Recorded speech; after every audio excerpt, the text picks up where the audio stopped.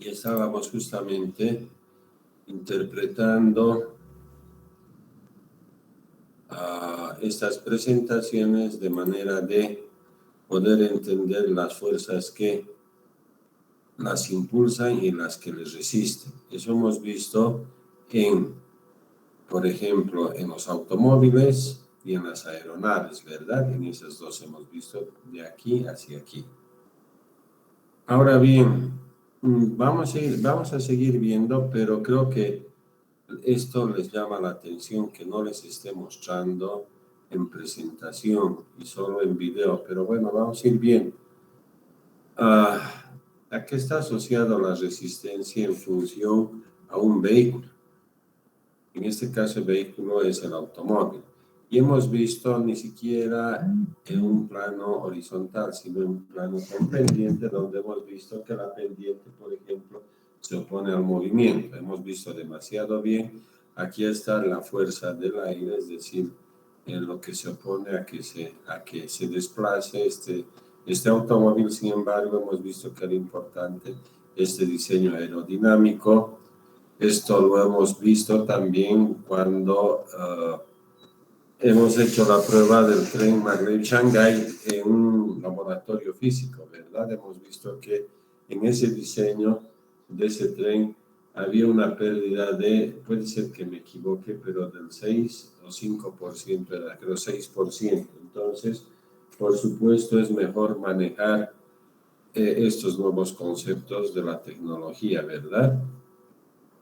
Entonces, no solamente vamos a ver que no debería estar acá, debería estar acá esto, pero bueno, hemos visto estas 4 fuerzas, ¿verdad? La sustentación, la tracción, el peso y la resistencia.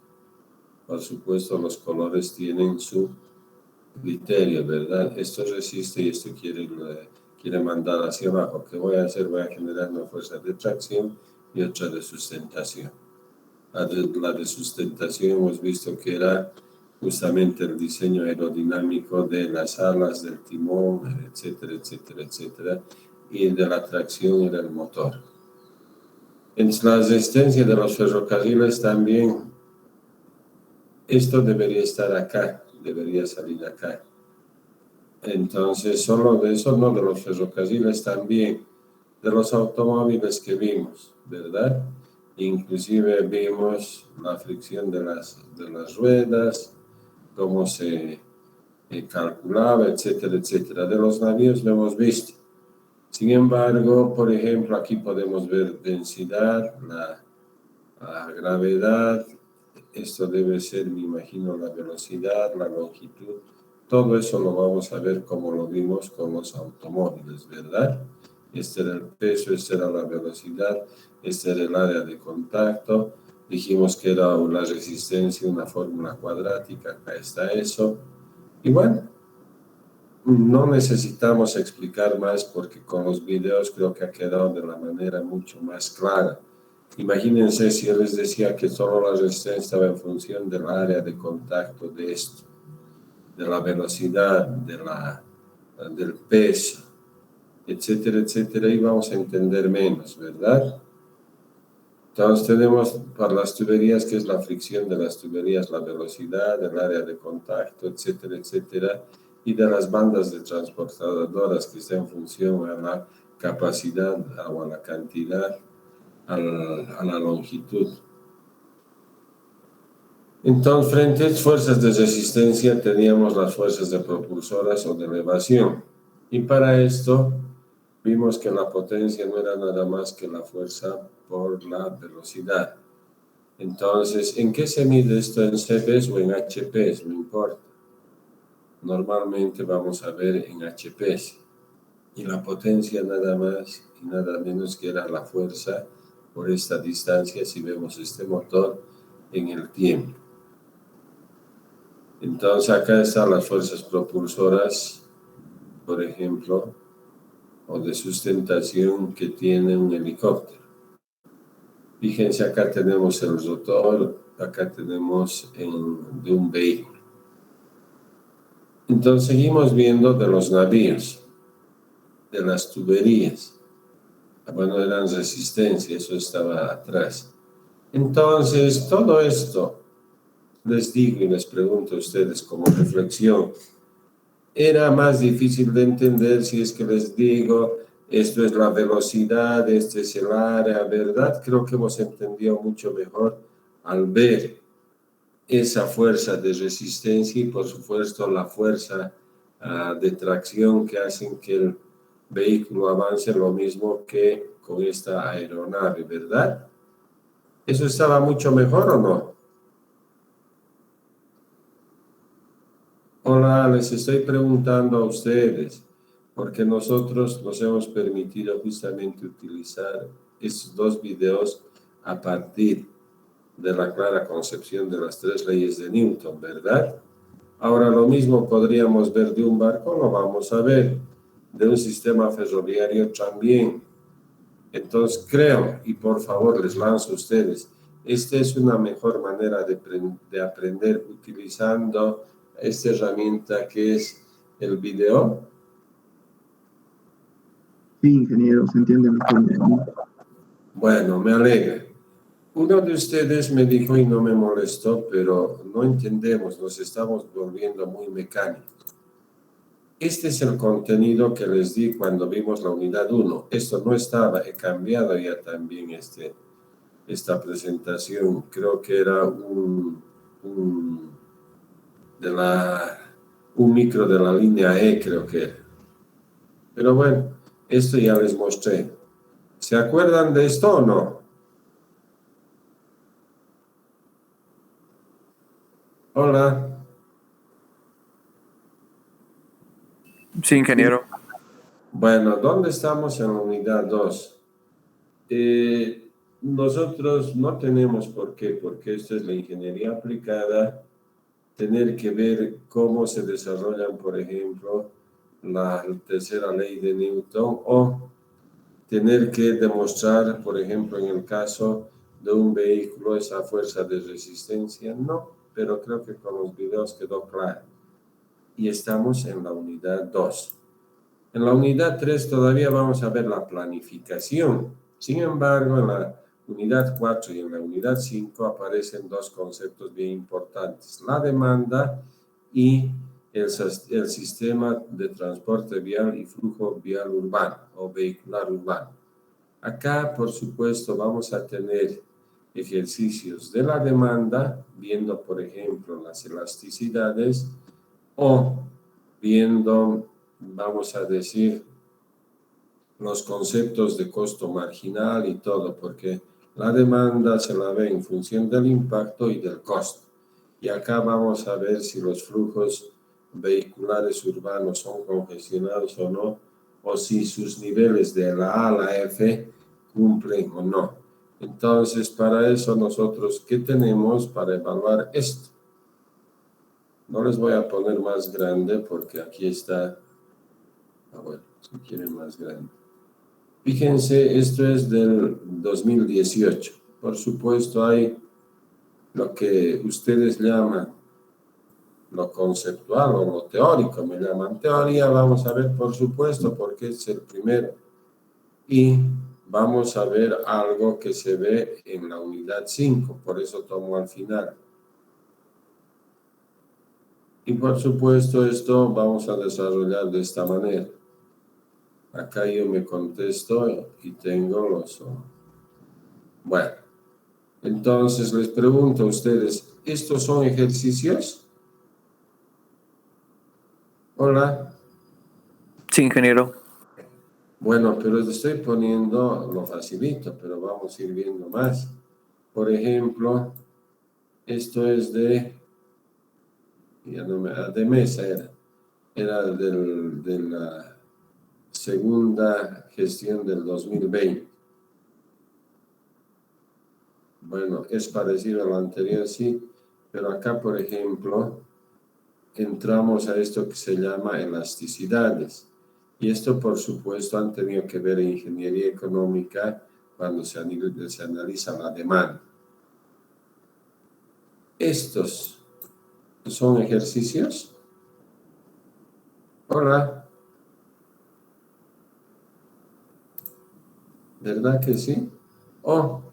Si ustedes quieren, aquí había bastantes preguntas. algo es rescatado, porque ¿qué coloco en mesa? Lo que no han podido responder. Entonces, yo sé lo que no han podido responder porque califico pregunta por pregunta. Entonces tenemos parecido al examen de mesa, sin embargo asocio esto que está relacionado con el tipo de flujo que hay. Entonces dice, por ejemplo, estos son creo para flujos, voy a ver, no, además que se conocen, determinar las relaciones de flujo y la calidad de servicio ofrecido.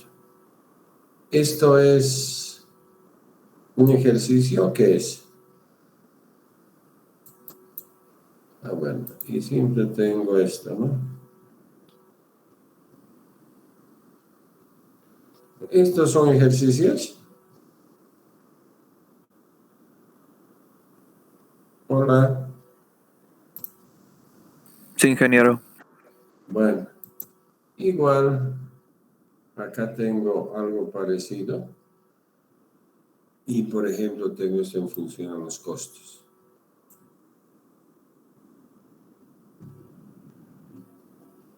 Entonces, este es el costo variable medio.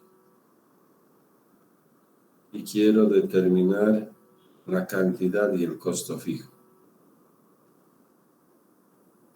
Ese ejercicio.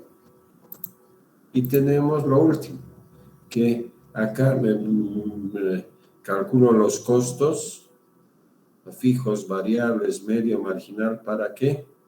Para determinar las elasticidades de la demanda, y para esto, por supuesto, debo llenar todo este cuadro. ¿Y por qué cuadro o matriz? Porque vemos para la cantidad de casos. Entonces, por ejemplo, aquí dice, en una ciudad de tamaño mediano puede ser un incremento del 15% en la gasolina, ha provocado un aumento del uso del sistema de transporte público de autobuses del 7% y un 9% en la reducción del uso de la gasolina. Se pide calcular la elasticidad directa y cruzada en la demanda. De igual forma, se hizo el registro de una empresa de automóviles de la cantidad y costo, por lo que además se pide calcular los siguientes parámetros: costo fijo, costo variable, costo medio, total medio, costo fijo medio, costo variable medio y costo marginal. Y finalmente dice, dado el costo marginal de la empresa Bolívar, hallar el costo total, sabiendo que el valor de producción es igual a 10 y el costo es de 13.500 de unidades financieras o unidades económicas, cuya expresión del costo marginal es esto. ¿Se ha entendido dónde va enfocado la práctica o los ejercicios que ustedes llaman para saber si estamos habilitados o no para poder resolver problemas pequeños? Hola.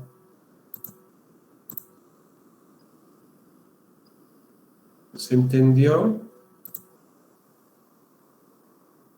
Inge, Bueno, entonces, la persona que me preguntó, ingeniero, no sé por qué me preguntó, ahora te devuelvo la pregunta, ¿por qué me preguntaste tú si solo iba a ser teoría? Yo, que sepa, todo es teoría. Y son las aplicaciones de la teoría. ¿Puedes decirme por qué me preguntaste? ¿Ya no querías asistir a clases? O dime algo.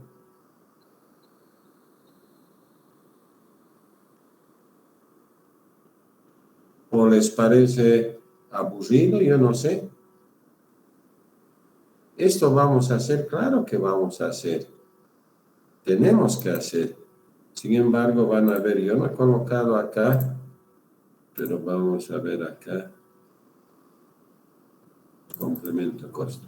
Miren, he tenido que hacer todas esas diapositivas para explicarles. Pero debemos saber cuándo lo vamos a hacer, cuando estemos viendo la unidad cuarta, ¿verdad? En la unidad tercera vamos a diseñar, por ejemplo, una boleta de encuesta, eso también va a entrar. Entonces, por favor, no nos desesperemos. Si ustedes quieren la aplicación, por supuesto, lo vamos a hacer cuando tengamos que hacer, ¿sí? ¿Está bien? Está bien, ingeniero. Entonces yo voy a tener que seguir lo que estábamos haciendo. Acá está. No es pues muy agradable. Mira, pues, fuerza propulsora.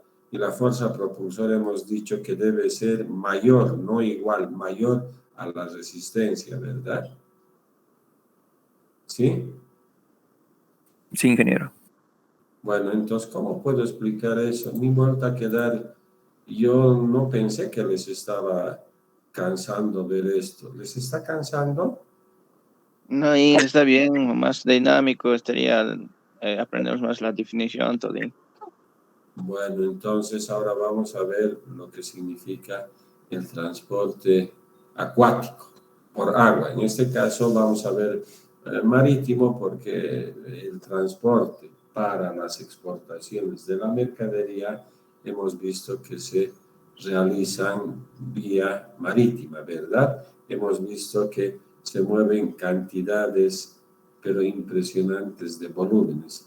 Es más, en ese artículo que leímos acá, no me acuerdo qué artículo era, pero vamos a ver ahorita. No es el cemento, material, nada. Quietud, nada. Laboratorio, prelación, reclamo, nada. Reclamo, bien, pues, prelación sigue con esto. ¿Y dónde está? Aquí está. ¿Qué vimos? Que a partir de esta lectura, por ejemplo, con esto nosotros podíamos entender estas unidades de medida, ¿verdad? ¿Y cuáles eran estas unidades, estos contenedores o containers? Y vimos que lo que íbamos a utilizar era de 20 pies. Acá tenemos los pesos de cada container, ¿verdad? Y la capacidad también de cada container. Entonces, nosotros cuando dicen van a haber 5,000 containers o 1,000 containers fácilmente, sabemos que es de 20 pies, 20 feet, esto es lo que utilizamos. La carga máxima dice que son 28 toneladas. Si multiplicamos 1,000 por 28, vamos a tener más de 3 ceros, 28,000 toneladas, por ejemplo. Ya vamos a saber. Hasta acá llegamos, ¿verdad? Entonces, ¿qué tenemos que ver ahora? Tenemos que ver el transporte marítimo. Sin embargo, yo he sacado un artículo del País de España y para terminar con esto de una pregunta que me hicieron acerca de la seguridad del transporte aéreo, vale decir, cómo van los índices de siniestralidad, y yo les expliqué ayer, creo, en base a una gráfica que sacamos del internet. Por supuesto que con eso yo esta mañana he sacado ya esta información porque es importante leer. Entonces, dice, ¿qué causó la tragedia del Boeing 737 MAX? Ingeniero, pero que estamos viendo esto, tecnología del transporte, por supuesto, estamos viendo la aplicación de la tecnología del transporte. Eso es lo que estamos viendo. Esta era una aeronave de, vamos a decir, de quinta generación, así llaman, porque tenían características bien interesantes que superaban al 737 tradicional que llamaban. Tenía mayor cantidad de tiempo de vuelo porque sus motores eran más eficientes, es decir, de mayor velocidad. Innovación tecnológica, sí. Entonces, ¿de qué partimos? De lo que está acá. El accidente del 10 de marzo de hace 2 años, del 2018, no, ya es 4 años, del 2018 era, ya no me acuerdo, van a disculpar. Esto ya había salido el 2015, el 737 MAX, no interesa. Si es del 18 del 20, igual fue el 10 de marzo, ya se ha cumplido 2, 3 años o 4 años. Las 157 personas que iban a bordo, las 157, han caído. ¿Qué nos llama la atención en la parte tecnológica? Que de pronto pasan 5 a 6 minutos y resulta que caen picada, por no decir de manera, vamos a decir, vertical. Entonces, y después de hacer lo que yo llamo auditorías, pero ellos llaman informes técnicos, ven que la falla podría estar en esto, en este software que es el sistema de aumento de las características de maniobra, que es el MECAS. Entonces, ¿qué es lo que ha pasado? Dice que los pilotos en unos 5 o 6 minutos han intentado colocar hacia arriba el morro y no han podido. ¿Por qué? Por este software que no les ha permitido. Entonces dice, aunque este software dice se diseñó para que actuara automáticamente, y para desactivar tenían que hacer manualmente, ya no se pudo. ¿Por qué? Porque interpretaron mal esos datos que enviaron a este sistema o a este software. Entonces dice, el software MECAS es altamente crítico y como tal se debería exigir un elevado nivel de fiabilidad. No había esa fiabilidad y les dije que era porque he leído yo un informe de 8 hojas, 8 hojas, era un procesador Qualcomm. No estoy yendo contra el procesador, sino porque no pudieron generar un buen software. Aquí habla de la fiabilidad del software. Por ejemplo, es crítico el software cuando utilizando para controlar el funcionamiento de cualquier tipo de medio de transporte aéreo, terrestre, dispositivos médicos, transacciones bancarias y financieras del software, dice, es crítico para controlar. Y no es crítico cuando los usuarios requerimos este grado de disponibilidad que a menudo es difícil conseguir, pero que no causa una tragedia. Es crítico, ¿por qué?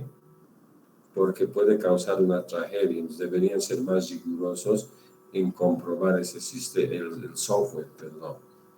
Esto es de lo que está del PP en España, está hablando este Feijóo.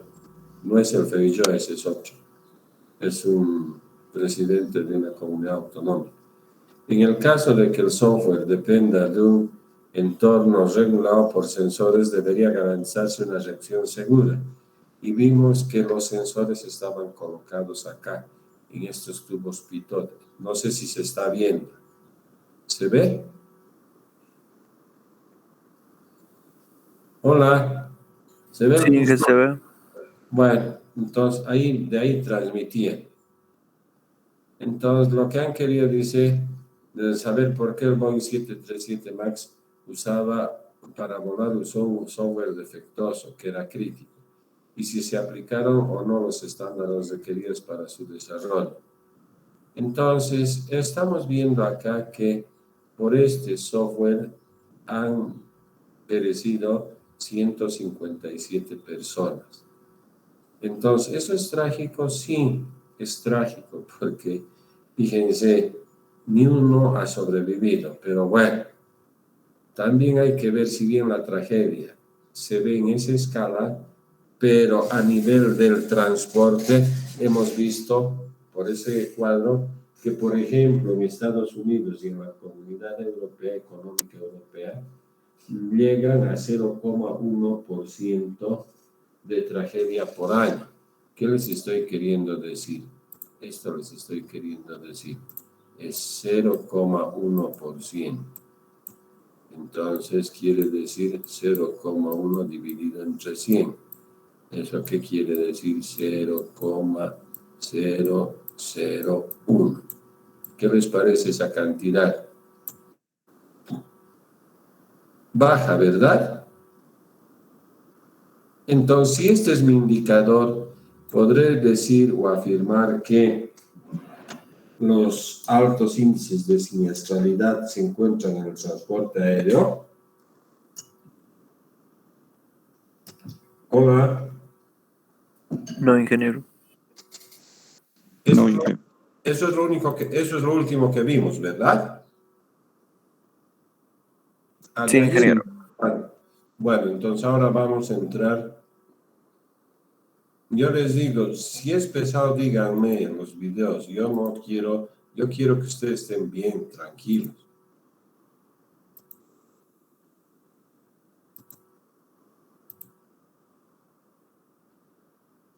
Entonces vamos a ver, dice terminología. Bueno, primero veremos por qué flota un barco, ¿ya? Es el principio de Arquímedes. No se preocupen, ya vamos a dejar los videos. Hola, ¿qué tal, chicos? Hoy estudiaremos el principio físico de... ¿Se escucha y se ve? Sí, ingeniero, se escucha y se ve. Ya, entonces yo tengo que hacer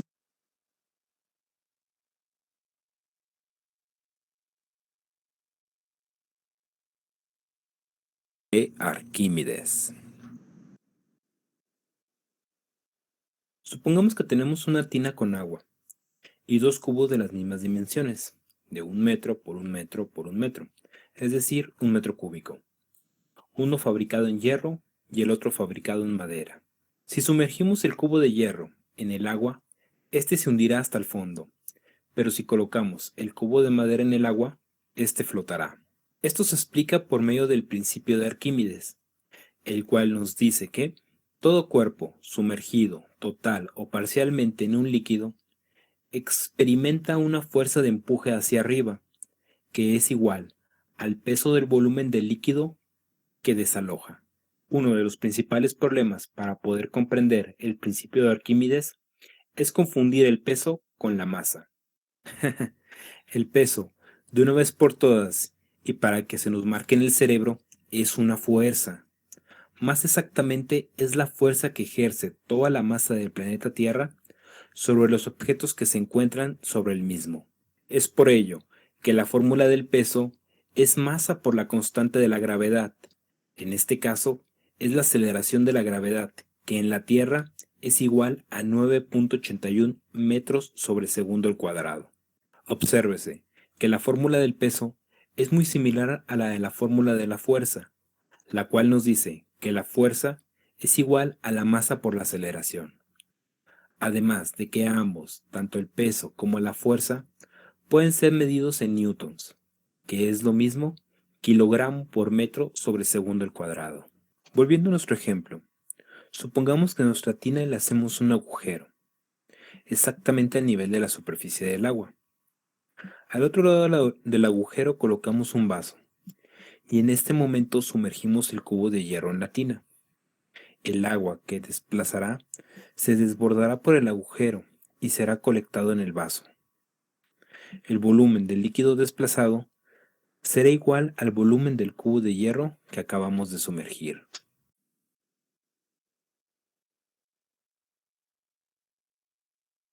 Si colocamos este volumen de agua desplazada en una báscula, tendremos que tendrá un determinado peso.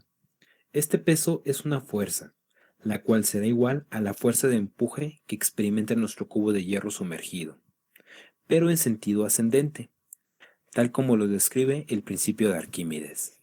Esto se debe a que todo el agua en la tina también posee un peso, es decir, es afectada por la fuerza de gravedad de la Tierra. De lo contrario, el agua no permanecería en el interior de la tina, sino que simplemente saldría volando. Ahora bien, debemos recordar que si ejercemos una fuerza sobre un líquido, ésta se repartirá con la misma magnitud en todas las direcciones. Esto a consecuencia del principio de la presión hidrostática. Así, si el líquido está bajo el efecto de la fuerza de la gravedad, esta fuerza se aplicará en todas las direcciones. En este momento, el cubo de hierro sumergido recibirá la fuerza del peso del agua en toda su superficie. Nuestro cubo de hierro permanece en el fondo de la tina debido a que es más pesado que el volumen de agua que desplazó. Esto se puede comprobar al pesar el volumen del líquido desplazado. Así se observa que aunque teniendo el mismo volumen, poseen distinta masa, ya que al ser más denso el hierro, posee una mayor cantidad de masa por unidad de volumen que el agua. Esto se comprueba de forma matemática al comparar 1 metro cúbico de hierro con 1 metro cúbico de agua. Así tenemos que 1 metro cúbico de hierro que posea una densidad de 7.874 kilogramos sobre metro cúbico tendrá una masa de 7.874 kilogramos, mientras que 1 metro cúbico de agua y cual posea una densidad de 1000 kilogramos sobre metro cúbico, tendrá una masa de 1000 kilogramos. Ahora que conocemos la masa tanto del cubo de hierro como del cubo de agua, solo nos falta multiplicarlo por la constante de la gravedad de la Tierra, para poder calcular el peso de ambos cubos. Así observamos que el cubo de hierro es más pesado que el cubo de agua, y que por lo tanto la fuerza de empuje, que es igual al peso del agua desplazada, pero en sentido contrario, es insuficiente para hacer flotar el cubo de hierro. Con lo que tenemos como resultado que nuestro cubo de hierro, al ser más denso que el agua, se hunde. Continuando con nuestra explicación del principio de Arquímedes, explicaremos ahora por qué un barco de hierro flota. En este caso, podemos tomar nuestro cubo de hierro de 1 metro cúbico y una masa de 7.874 kilogramos y fabricar con él un barco. Este barco tendrá la misma masa que nuestro cubo de hierro original, 7.874 kilogramos, y la misma densidad. En este caso, el hierro tendrá la misma densidad, 7.874 kilogramos sobre metro cúbico.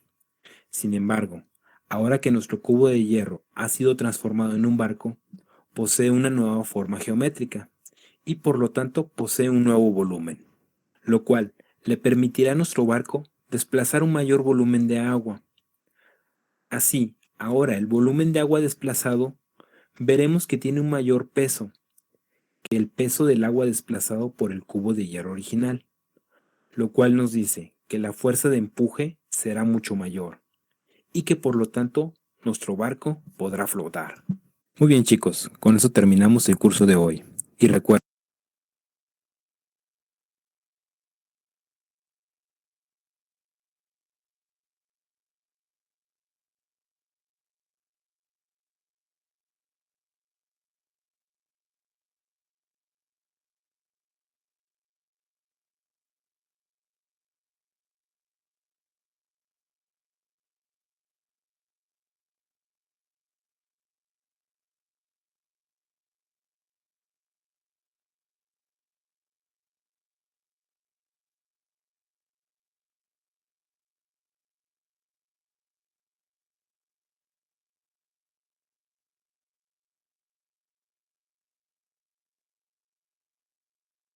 Perdón.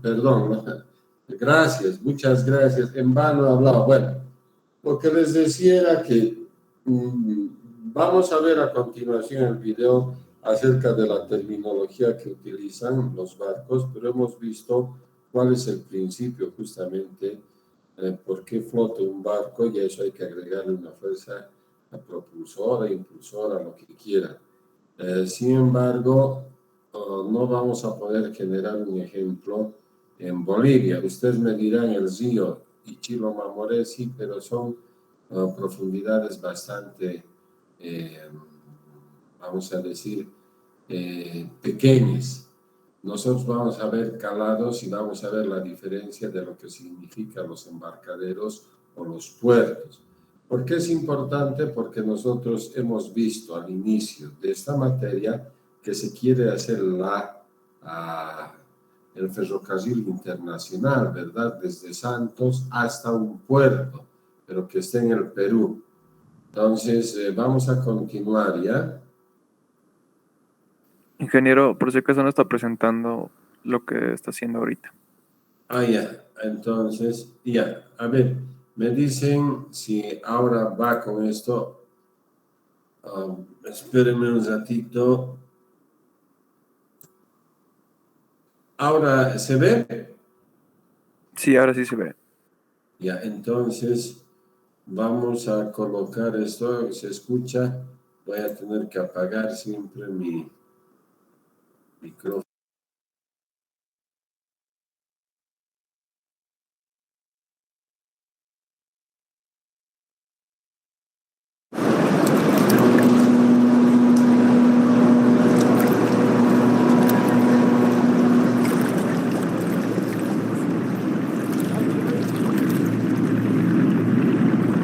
Las partes básicas de un barco.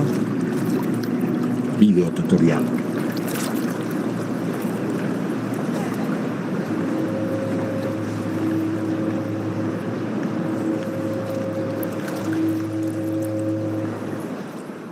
Hola amigos, al igual este pequeño tutorial, te parecerá que es para niños o incluso infantil, pues te puedo asegurar que se trata de todo lo contrario.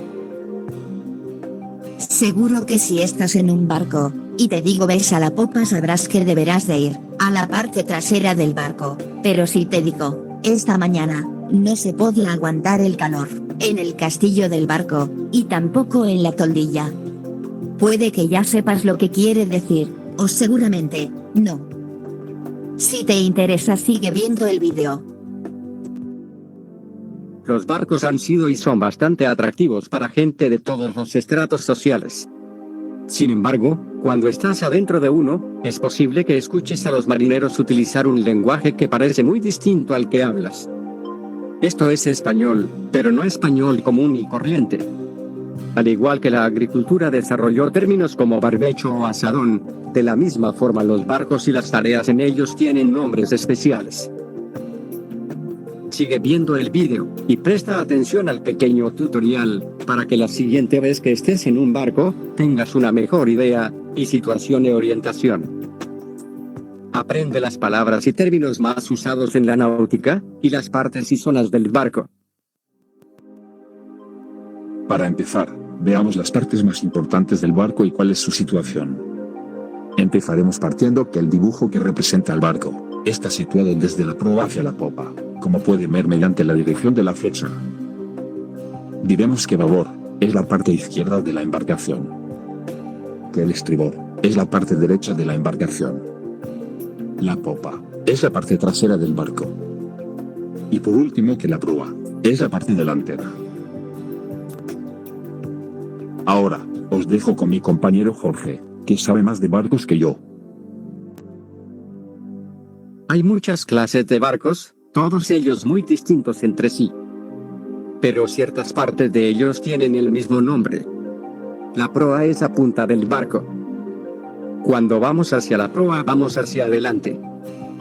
La popa es la parte posterior del barco. La cubierta levantada de la proa es el castillo de proa y la cubierta levantada de la popa es la toldilla. Todo lo que está encima de la cubierta principal es la superestructura. El cuerpo del barco se llama casco. La parte del casco que se encuentra arriba de la línea de flotación se llama francobordo u obra muerta y la parte del barco que está debajo de la línea de flotación se llama fondo. La espina dorsal del barco, a lo largo del fondo, es la quilla.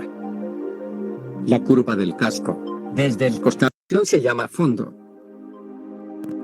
El casco que se encuentra arriba de la línea de flotación se llama francobordo u obra muerta y la parte del barco que está debajo de la línea de flotación se llama fondo. La espina dorsal del barco, a lo largo del fondo, es la quilla. La curva del casco, desde el costado hasta el fondo, se llama pantoque. La distancia entre la línea de flotación y el fondo, hasta la quilla es el calado. El calado es la profundidad que debe tener el agua para que el barco pueda flotar. Cuando, estando en un barco, vemos hacia adelante, el lado de babor se encuentra a la izquierda y el de estribor a la derecha. La distancia mayor a través del barco, desde babor hasta estribor es la manga. La superestructura desde la cual se lleva el mando del barco se llama puente. Generalmente, aunque no siempre, el puente se encuentra en medio del navío.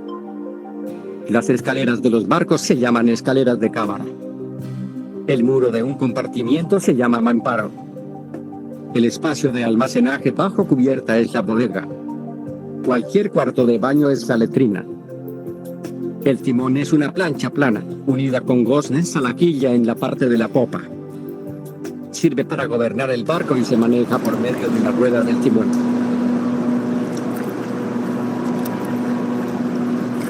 Bien, te puedo asegurar que si ves el video varias veces, conseguirás saber más de barcos que la mayoría de tus amigos. Ahora podrás fardar con ellos, diciéndoles que te estás sacando el carnet de patrón de barco. Bueno, aparte de bromas, gracias por ver el video, y un saludo para todos.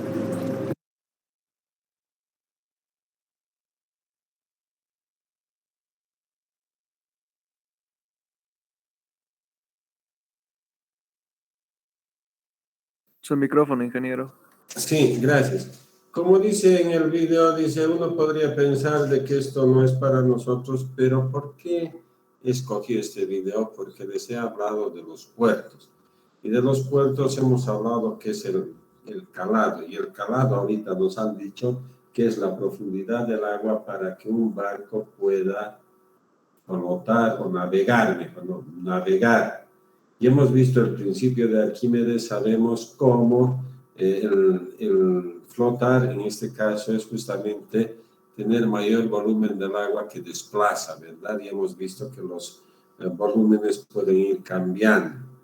No interesa ese cubo que teníamos, podíamos tener cualquier figura geométrica. Entonces, con eso, para mí era importante ver, ahora sí, vamos a tener que dejar de presentar los puertos, porque es ahí donde atracan los embarcaderos, o se llaman puertos también. Entonces tenemos, por ejemplo, calado, ya sabemos que es del puerto de Antofagasta. ¿Por qué estoy poniendo puerto de Antofagasta? Ingeniero, no está compartiendo. Perdón. ¿Por qué estoy poniendo el de Antofagasta? Porque dicen que es el puerto de mayor calado. Es decir, hemos visto las condiciones, ¿verdad? Hemos aprendido bien. Ahora sí, acá estábamos, perdón. Calado del puerto de Antofagasta. Nos muestran. Miren, sitio 1 de 8,59 metros.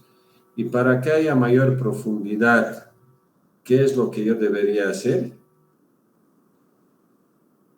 Intuitivamente, si yo busco hacer un hueco más profundo, ¿qué debo hacer? Debo excavar más, a eso se llama dragado, debo dragar más, ¿verdad? En el agua, ¿sí?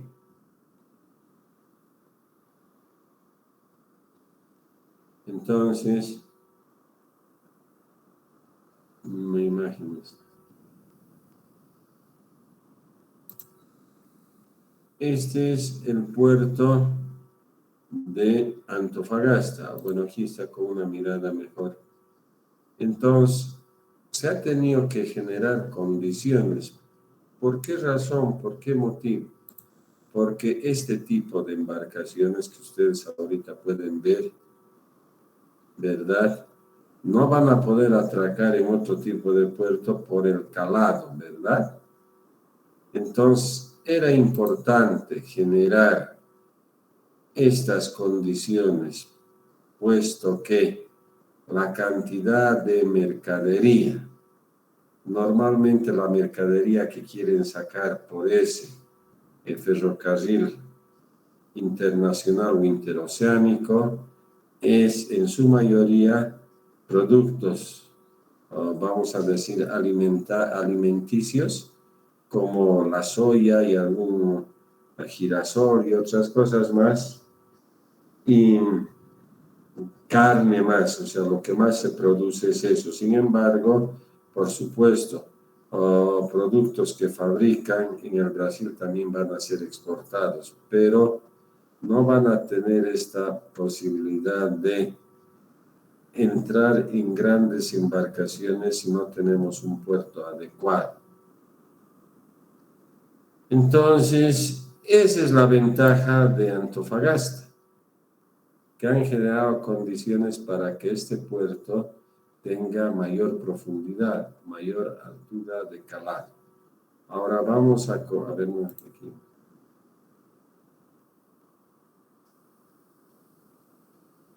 Bueno, acá está.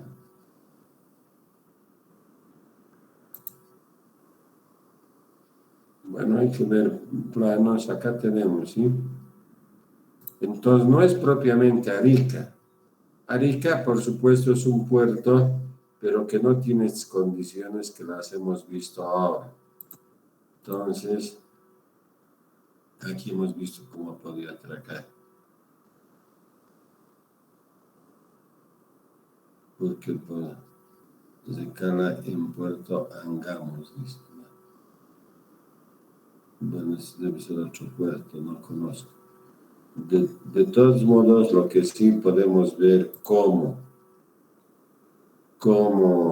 alternativa, por ejemplo, vamos a poner calado.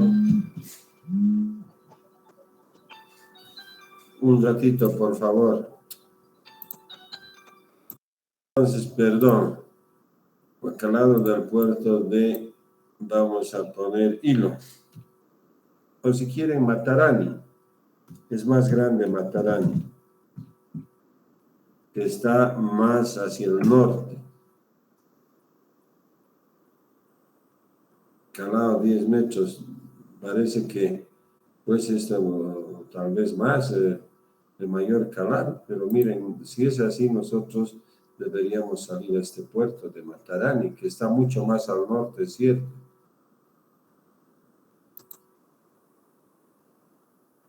Entonces, uno debe ver siempre las distancias, pero para esa ferrovía internacional sería mejor tener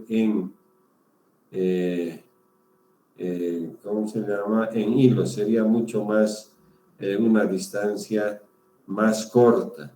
A Matarani creo que se agrega como 50 kilómetros más de ferrovía, pero bueno, eso tienen que ver. Entonces, esta era la explicación a donde quería llegar, que este tipo de sistemas de transportes necesitan necesariamente estas terminales, y estas terminales se llaman embarcaderos o puertos. Entonces, depende también de eso, de la capacidad de los barcos que van a ir a atracar acá. Hasta acá, por favor, preguntas.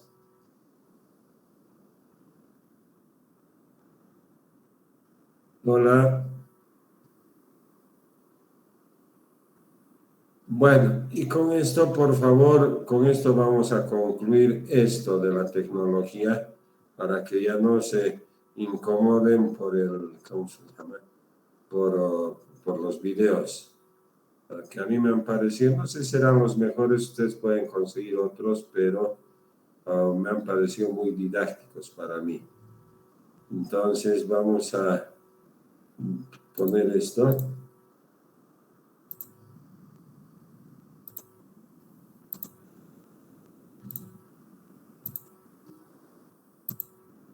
Y con eso ya no vamos a ver más. Son 3 minutitos más. Transporte ferroviario.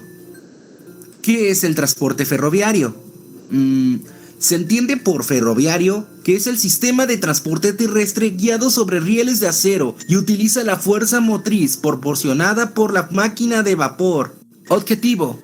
Desde el inicio de la era industrial, el ferrocarril fue una de las herramientas fundamentales para la expansión de las economías y la ocupación de territorios. La primera máquina de vapor fue diseñada por el inglés Richard Trevithick el 24 de febrero de 1804. Su desarrollo se produjo en la primera mitad del siglo XIX, como parte de la revolución industrial, permitiendo el transporte de personas y mercancías a un bajo costo y en forma regular y segura. Rápidamente se comenzó a implantar líneas ferroviarias en otros países, tales como los que estás viendo en pantalla. Tipos de cargas ferroviarias. Furgón 50. Los furgones se emplean para transportar productos que requieran protección contra la intemperie. Furgón 60. Existen variaciones de estos carros con control de clima para mercancías que así lo requieran, como frutas, carne congelada y animales vivos. Góndola. Las góndolas son carros de descubiertos que transportan todo tipo de material que no necesita protección contra el medio ambiente. Tolva granalera, mineral, se utilizan para el transporte de productos industriales como el carbón. Carro tanque, se utilizan para el transporte de productos líquidos o gaseosos. Plataforma de intermodal, las plataformas se utilizan para el transporte de carga en general a carga pesada. Tribinel automotriz, Autorac. Estos carros son utilizados para el transporte de automóviles nuevos. Existen variación de abiertos y cerrados para garantizar la integridad del producto. Tolva granalera agrícola. Se utilizan para el transporte de productos agroindustriales que requieren protección contra el medio ambiente, como café o maíz o trigo. Ley reglamentaria del servicio ferroviario. Decreto por el que se reforman diversos artículos de la ley. Se reforman los artículos 63 y 34, fracción 2 de la Ley Caminos, Puentes y Autotransporte Federal. Artículo 63. Las personas autorizadas por los gobiernos para operar autotransporte público de pasajeros y que utilicen tramos de las vías de jurisdicción federal garantizarán su responsabilidad. Artículo 74. Cuando contando con concesiones o permisos estatales, municipales o de la Ciudad de México, sus servicios auxiliares y transportes privados en los caminos y puentes fuera de los tramos autorizados por la Secretaría. Ventajas: gran capacidad, económico, flexibilidad, baja siniestralidad, poco contaminante. Desventaja: comparte la vía ferroviaria con el transporte de personas, que son preferentes. Baja velocidad. La mercancía solo podrá ser transportada hasta donde lleguen las vías. Dependencia de infraestructuras. Por último, como dato curioso, ¿sabías que la ruta de tren más larga del mundo recorre un total de 13.053 kilómetros y enlaza directamente la ciudad de Yiwu, China, a Madrid, España? Gracias por su atención, chicos. Ha sido un placer.